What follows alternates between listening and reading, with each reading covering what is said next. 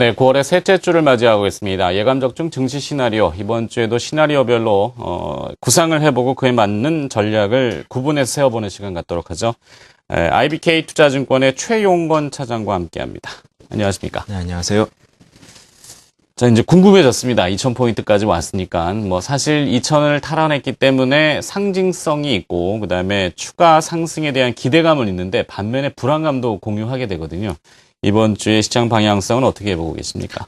좋은 장에서도 불안한 게 투자자들의 심리입니다. 이번 주에는 역시, 지금 이런 장에서는 사실 그 조정에 대한 위험을 얘기해야 되는 장은 그런 장세는 아니라고 생각하고요. 판세에 대한 생각을 읽고, Q3의 영향력이 연장되면서 상승 흐름이 이어지는 장세로 인정해줘야 되지 않을까 생각합니다.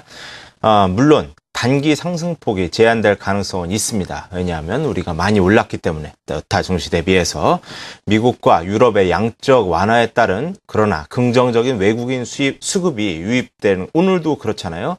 계속될 것들이 기대되고 있는 상황이고 또 한국 증시가 여타 증시 대비해서 밸류에이션상 저평가되어 있다는 것들은 조정에 대한 위험은 상당 부분 축소해 줄 수 있는 요인이 될 것입니다. 그리고 최근에 신용등급의 상향과 같은 한국 증시를 둘러싼 우호적인 요건들은 추가 상승 여력을 충분히 짐작할 수 있게 해주는 대목이 아닌가 생각합니다.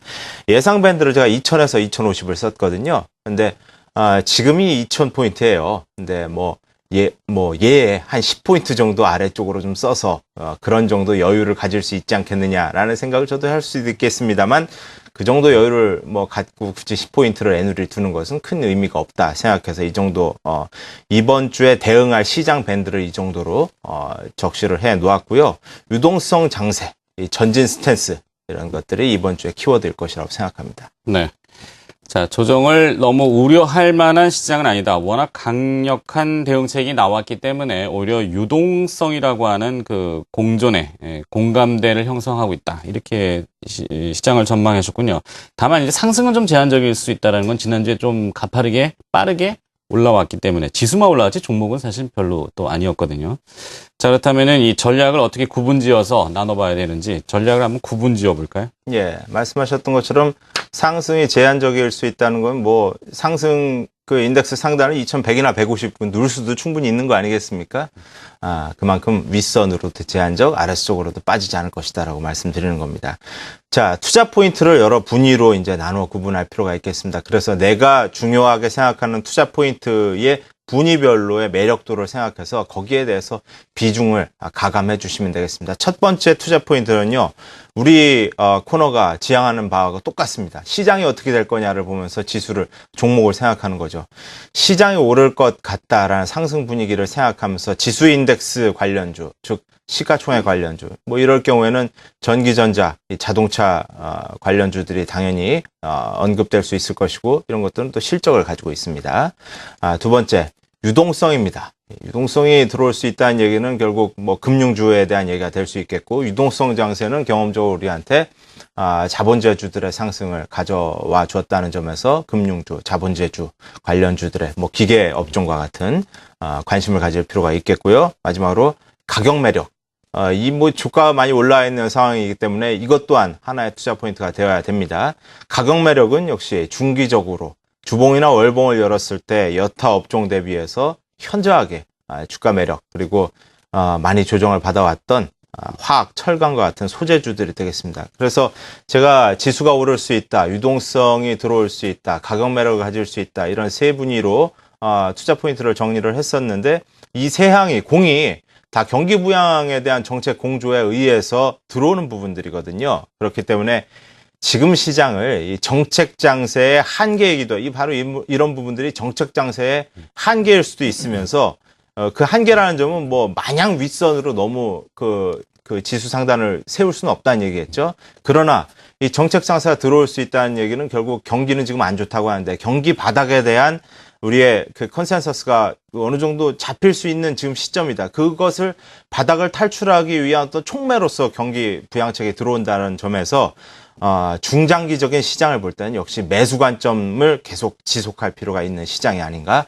생각할 수 있겠습니다. 네.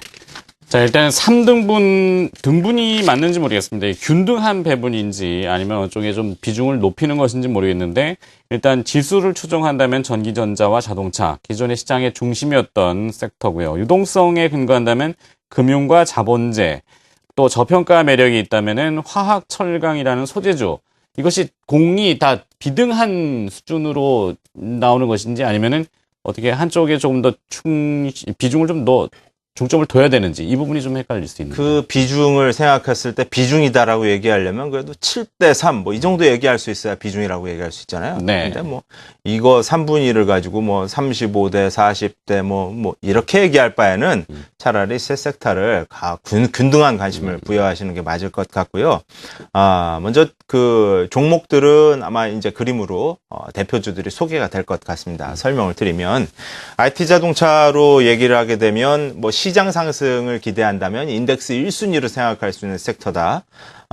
삼성전자 뭐 이런 종목 뺐습니다. 삼성전기를 지금 뭐 시장하고 거꾸로 움직였죠. 최근 한 달 동안. 이 직관적으로 눈으로 보는 가격 메리트가 지금 발현될 수 있는 종목으로서 이 종목을 꼽아봤고요. 최근 또 이슈 중에 하나인 삼성과 애플의 첨예한 대립각 속의 수혜주로 점차 언급될 수 있는 LG 디스플레이 제가 꼽아봤고요. 기아차 꼽아봤습니다. 이러한 종목들은 실적 모멘텀에 대해서 우리가 가장 또 신뢰할 수 있는 종목이기도 합니다. 금융 자본재 말씀드렸습니다. 역시 리스크 축소에 이어서 이거 그 본격적이고 전격적인 부양이 지금 들어가고 있는 상황인데요. 경기 부양 그리고 유동성 장세, 이 시장의 그 사계절의 그 초기에 아웃퍼폼 할 수 있는 대표주입니다. 그리고 전통적인 유동성 장세의 최대 수혜주는 역시 은행 업종이라고 할 수 있겠고, 증권 업종도 지금 상황에서 관심을 꽤 크게 가질 필요가 있다 생각합니다. 그 강한 탄력이 지난 금요일 날 확인되었듯, 그리고 기계 섹터 해서 관심 종목들은 방금 전에 소개가 되었고요. 하나금융지주, 대우증권, 두산중공업을 각 섹터의 대표주로 소개를 드렸고요. 화학, 철강 이 소재주 쪽에서는 역시 지금 수요의 부진이 지속적으로 이 주가들을 압박해 왔습니다만 결국은 어마어마한 경기 부양에 수요를 촉진할 수 있다라는 기대를 가질 수 있는 섹터로서 중기적으로 너무나 조정을 받은 대표 섹터로 이 종목, 이 업종들을 말씀드릴 수 있겠습니다. 이렇게 세 개 투자 분위와 관심 종목들을 소개해 드렸습니다. 네, 이 주가라는 것은 결국에는 인기 투표하고 비슷하지 않겠습니까? 대중성의 공감을 얼마나 얻느냐에 따라서 주가가 또 형성되는데, 증권주 이야기 하셨습니다. 코스피가 2,000포인트를 회복하니까 증권주에 대한 관심은 높아지는데 문제는 더 오르느냐, 연속성이냐 지속성을 갖느냐의 부분이거든요. 어떻게 보십니까? 엄청 많이 올랐는데요. 그래도 하루 올랐거든요. 이번 주에 수익률이 제일 많이 오를 수 있다라는 종목으로 증권주를 얘기한다기보다 이게 오랫동안 고생하고 이런 강반등을 만들어냈을 때, 자, 이번 주에는 정말 심각하게 한번 관심 있게 생각해봐야 될 관심 필 부여 업종으로서의 증권주는 분명히 제고할 필요가 있는 것 같습니다. 아까 제가 말씀드렸던 가격 매력이 있어야 된다, 유동성이 들어온다, 뭐 실적 뭐 이런 것들 말씀드렸습니다만, 어떻게 보면 가격 매력을 가장 가지고 있고 유동성 장세의 금융주의 또 하나이고 시장이고, 또 시장 거래 대금이 지금 9조 원을 지난 금요일 넘어선 상태에서 이것은 곧바로 증권주의 실적이기 때문에 이 각 생 항목의 공통 분야가 증권주에 또 집약이 되는 부분도 있습니다. 해서 이 강반등, 주가가 사상 최고치를 경신할 것이다라는 기대감이 일단 시장 인덱스를 올릴 것이다라는 기대 속에서 의 투자 포인트, 또 거래대금, 그리고 그동안의 상대 부진, 사실 증권 업종 지수를 주봉이나 월봉으로 놓고 보게 되면 전 업종 중에 가장 부진한 업종이 증권 업종이거든요. 120개월을 크게 이탈해 있는 상황입니다.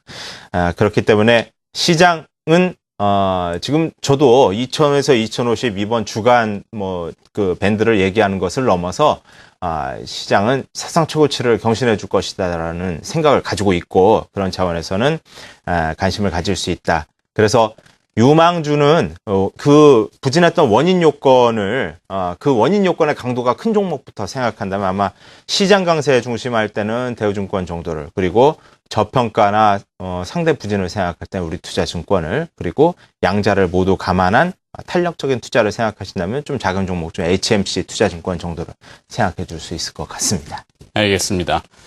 예감 적중 증시 시나리오, 이번 주에도 시나리오별로 시장에 대응하는 전략을 구분해서 지어봤습니다. IBK 투자증권의 최용건 차장이었습니다. 고맙습니다.